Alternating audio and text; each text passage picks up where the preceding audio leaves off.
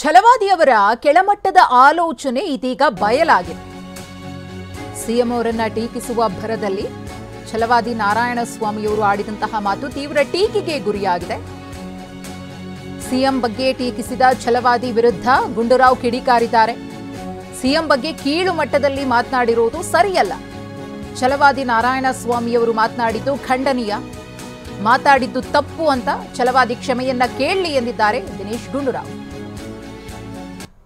ನಾರಾಯಣಸ್ವಾಮಿ ಅವರು ವಿರೋಧ ಪಕ್ಷ ನಾಯಕರು ಒಬ್ಬರು ಮುಖ್ಯಮಂತ್ರಿ ಬಗ್ಗೆ ಈ ರೀತಿ ಮಾತಾಡ್ತಾರೆ ಅಂತ ಹೇಳಿದ್ರೆ ಅವರ ಕೆಳಮಟ್ಟದ ಆಲೋಚನೆಗಳು ಏನು ಹೇಳಬೇಕಿಂತವ್ರಿಗೆಲ್ಲ ನಾವು ಯಾವ ರೀತಿ ಮಾತಾಡಬೇಕು ಅಂತ ಹೇಳ್ಕೊಡ್ಬೇಕಾ?